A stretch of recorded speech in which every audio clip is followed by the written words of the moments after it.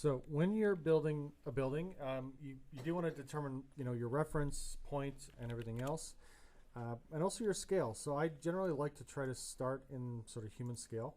So, if I know I need a building to, let's say, be 80 feet across or 50 feet across, let's say I'll do 80 feet. This is in centimeters, right? So a foot in centimeters is 30. So 80 feet converted to centimeters is 2,400. So if I go in and create a box, under the inputs, I'll say, what was the number again? 2,400. So 2,400 centimeters. Then maybe it's like 40 feet deep, so that's about half, right? So I'll do 1,200 that way. Oh, it's quite big. That's actually the height. So I'll just leave it at 350 for now. So 1,200. Okay, and then the height. So depending on the building, if you're accounting for, let's say, just your standard concrete apartment building, a lot of times they have anywhere between 8 and 10 feet of height, and they might have then 2 feet between the floors. So you'd want to kind of think about that gap between floors. If you're dealing with older Victorian Greco-Roman style architecture, that they tend to have much higher floors, higher ceilings. So you might get into 12 feet, 15, 16 feet height, plus again, there's structure in between floors, so there might be another 2 to 4 feet or 5 feet in between those. So if I'm doing, let's say, more of a cramped apartment building, let me just clear this. Let's say we're doing 8 feet plus 10 feet for height, right? So that's basically 300 centimeters, or 10 feet times 30, so that'd be 300. So I'll do 300. And what I tend to do right away is I will determine, so I may not build my front door right away, but I would focus on building a template. So if I know I need, let's say, 10 windows across, I'm going to go in and basically connect this thing and then go into bevel and make 10 segments. Right? So this establishes basically like the center line of the windows. So we can determine how spaced out they might be. And we can grab each of these loops. So if you need to put any on the side, so maybe I'll only put 2 across the side. So I'll do a connect, bevel. Maybe they'll be further apart because there might be a front. Maybe there's 6 apartments, 3 on the back, 3 on the front, and each one gets a side window on the corners.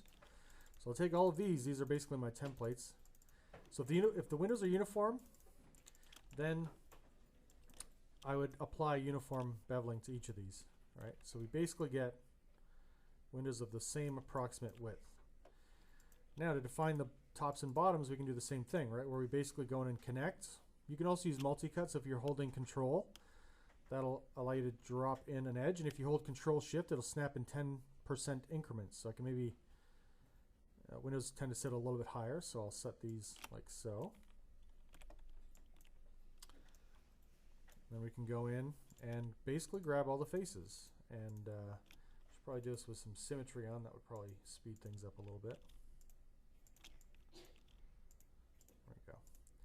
So once you've got all of your windows selected, you can basically do an extrusion inwards, right?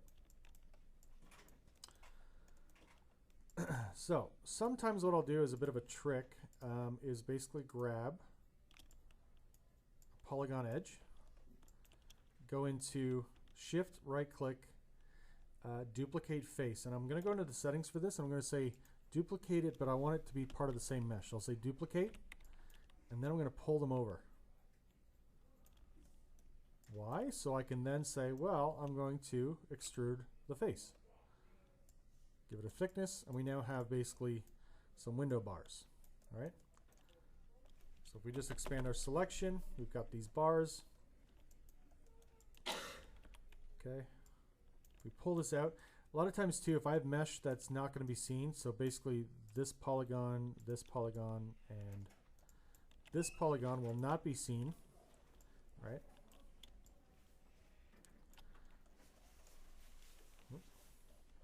So we can try to sort of select that mesh.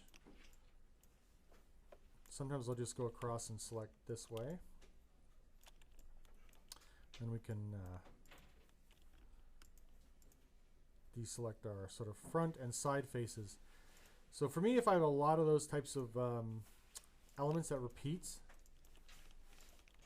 you know, I'll try to minimize or maximize the amount of polys that I'm using by applying this technique. So I'm going to delete these polys because, like I said, again, they won't be visible. So select this, slide it back in. And usually this stuff sits in a little bit deeper than the window depth itself. And again, we can go into duplicate face one more time. And we're going to rotate. Now, if you try to rotate right away, it kind of rotates them as a selected group. But if you double click on this and go to manipulator, or maybe selection, oops, let's tear that tool off. Let's go selection. See if it'll allow me to go into the individual objects here. Manipulator, selection. There we go. Sometimes you have to switch out a component and back in, but now we have the crossbars, right? And then it's just a matter of, again, we want to set this to manipulator, components, and you can scale the individual bars to fit the right length. So these can be set higher or lower depending on the window type, right? So it's a really, really kind of smart way to build things very, very quickly. I use my base shape and duplicate from it a lot. So sometimes what you can do as well, I'll talk about more complex modeling in a second, but if you're also building duplicates or you want to see what your building looks like, what you can also do is select through the side of the mesh, or let me just do this from a front view. So yeah, I'll just try to select through the sort of the ring around that mesh and then invert my selection through Control-Shift-Alt and delete the top and bottom. This is useful because if you're then trying to see what this looks like, maybe as a high rise, right? I would go to Edits, Duplicate Special, and this is where it comes in handy to know what you did with this building. You can say, I'm going to instance this and translate it up. I think I said it was 300 centimeters high, and so I'm going to offset it by 300 centimeters, maybe make 9 copies, so I'll have 10 floors. Any shading display issues, this is probably with the camera. Once you start working in a larger scale, you'll have to go in to the attributes and maybe just increase the near clipping plane. I usually set it to 1, sometimes as high as 10. You may have to increase your far clipping plane to 100. This is basically just the graphics card not handling, and Maya not handling the mesh display so well. So what's great about this is that they're instance, right? So if I go in, maybe I decide to take this edge and bevel it, right? What's great is that it applies all the way up the building because you've got the instances set. So it's a very kind of great and powerful way to see your progress. By the way, if you also have a hard time seeing, because we're dealing with perfect edges right now, I haven't beveled anything. I may not bevel stuff if it's going to be seen at a distance or matte painted, but if I go into viewport settings, you can also turn on, I would do it just at the default settings, but a little bit of ambient occlusion can help you see the sort of recesses of the window, right? And again, if you're unwrapping, you can always go in and say, okay, I'm going to maybe just do a quick automatic unwrap. And that applies all the way up the building, right? So if we're seeing our checker, there it is. Okay, so one other thing I should check, obviously when you're doing unwrapping, you want to make sure you don't have any scaling applied. Something else you can do, so I believe I still have my unwrapping, but let's say I want to put a doorway into this ground floor. Usually what I wind up doing, so I'm going to actually differentiate this bottom object by going into Modify, Converts, Instance to Object. Where is it? Instance to Object. So it literally just breaks the connection between that object and the other objects in the scene. So I'll delete that poly, maybe even delete this one, and yeah, maybe not. Let's try this. I'll delete these actually. So if I want to do a new extrusion, I'm just going to clean this up by basically doing a fill on here and then taking these two polys and extruding them. Now, in some cases, if you have a flat poly in the bottom, this is one of the reasons I delete the top and bottom is so I don't have a weird overlap. Also, though, there's always some kind of lip across a bottom. You don't just have like a straight edge that goes from the ground right into the building. So you may need to, in fact, put a little bit of a temporary cut there. By the way, if you're using symmetry, this can get really, really weird really quickly. Sometimes you may also have a bit of a mesh issue as well. So I'm going to just double check to make sure I don't have any mesh problems here. Sometimes you get little duplicate edges. I think I must have done an extrusion, but then not extruded it or deleted it. Yeah, so I've got some extrusion. So I'm just going to undo a little bit so I get just back one step there. Okay, so you should only have one poly there. There we go. So we go back to edge, multi-cut. This should go cleanly through. There we go. So again, you can do something simple where you just have an extrusion inwards, right? So this might be good just to start with the cavity. I'm going to show you a little trick to this. I'm going to expand this selection out to this area. I'm going to shift and go to duplicate face using the option. And this time I want to separate as duplicate. So this will make a separate object. Now you can try to offset this, but I find that kind of goes weird. You can also try to do a local translate, but again, I find it acts a little strange. So I'm going to just grab that, go to modify, center pivot, and just pull this out front. So you can keep templates. It's always a good idea to maybe start, duplicating, just doing a Control D and throwing off some copies of the mesh. I'm going to isolate this. So I'm going to show you a trick. If you needed to make an archway, for example, you can go into face mode, and I would just start with the two interfaces and then delete the rest of my copy. What I'll do next is I'll take this mesh and extrude it with the local thickness. It should be okay. Extrude it inwards, which should be all right. And then I'll take my top two polygons, and go to bridge faces. But again, I need to go into the settings. So we go into settings. I'm going to go to smooth, path plus curve. I usually like to turn on custom, and then I'll give this thing a number of divisions. I usually go a little bit higher. So typically in this style of modeling, you're not planning on smoothing or dividing the mesh. You want it to appear as it appears. So I usually wind up adding more divisions, but I'll just show you if I hit apply, right? We get a curved arch this way. And you can increase those divisions. So one reason you might want to increase divisions is if you're looking at this in any kind of close-up and you see the silhouette, it will look kind of blocky, right? So you may want to just go into bridge faces and increase that poly count. Now, if you have a lot of these, right, so our limit right now is 250,000 and a minimum of 200,000. So I've had people build the Colosseums before from Greece and Rome, right? If you have, I don't know, 150 of these to make, then you don't want to have too many edges, so you go over your poly limit or poly count. But if you only have a few of these or one of these, then you could always put a bit more polygon density towards that. So as I mentioned before, if you hit 4 on your keyboard, you go to object mode and click on the curve that's inside. You can then right click and go to control vertices. So if you need something that's actually truly more arched, you can raise that up so it's more of a semicircular arch at the top. Okay, so let's get out of the isolation mode, right? Now this will eventually be my archway here. Now you could leave that, extrude it, overlap it if you want, but if I want this inset, I'm going to show you guys another trick. So remember, I used that, which edge did I use here? I think I used the outer edge. Yeah, the outer edge is basically my template here. So from here to here is what I want to use as kind of the inner part of the framing. So I'm going to flip my selection around, delete that. Then I'll go to edge mode. By the way, if you still have the curve left behind, it might be kind of associated with it over here in the outliner. It's probably somewhere here in the history. If you delete history, that should hopefully get rid of that curve. You can delete that. So I'll take this edge. By the way, the polygons are facing outwards. I want this to be the inner edge actually, so I'm going to go to object mode and just flip the display of this thing around. So Let's just grab this and go mesh display reverse.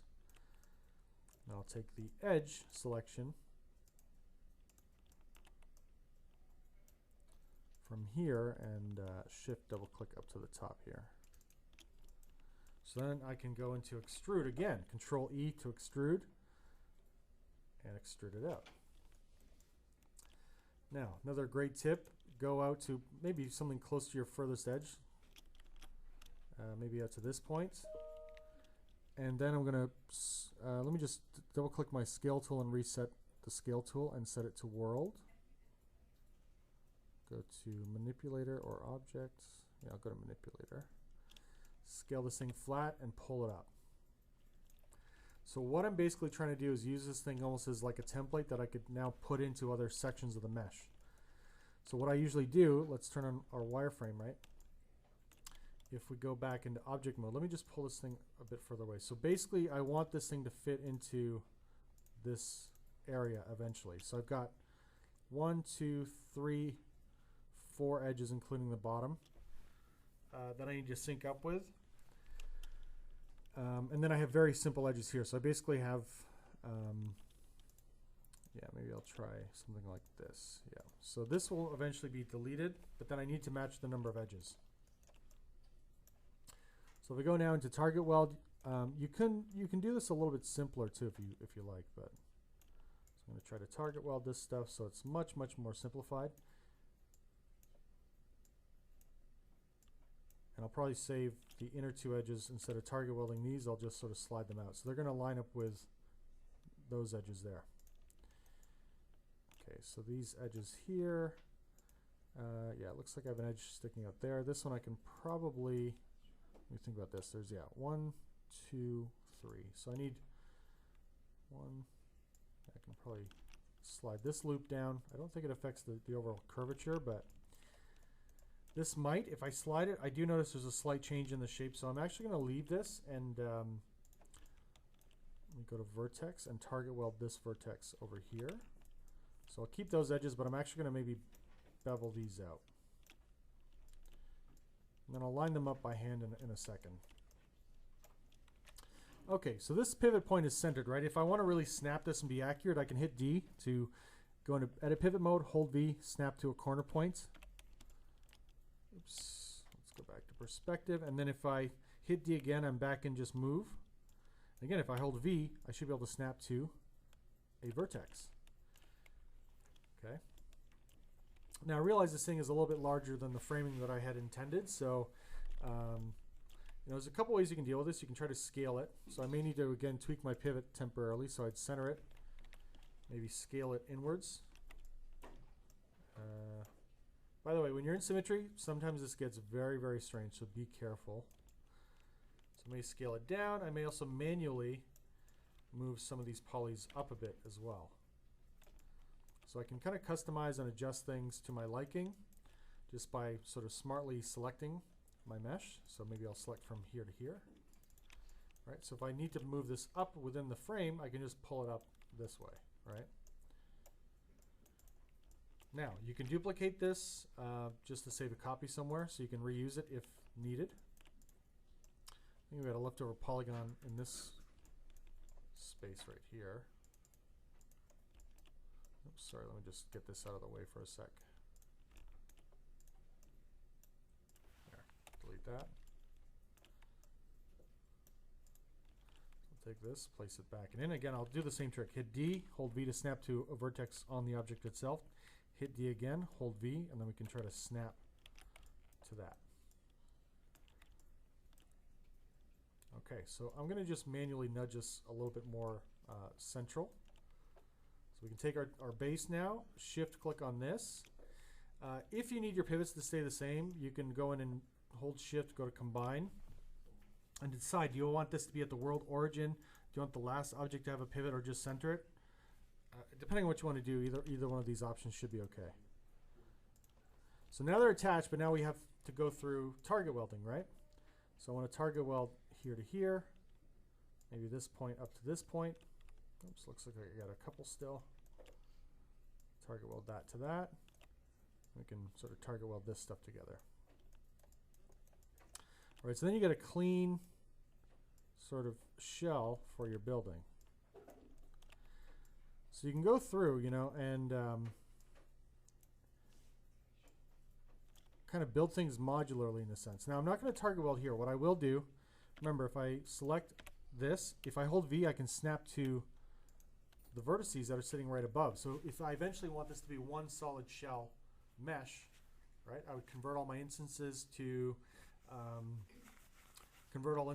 object, combine it, weld it together. You can of course kind of keep them floating as well, but sometimes depending on the rendering, the render engine, the render software, that can cause a bit of an issue. By the way, if I need to fix my bottom,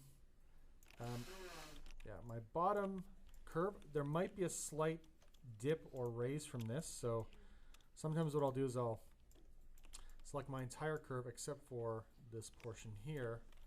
And then we can try to just scale that flat so you get a nice kind of clean flat base.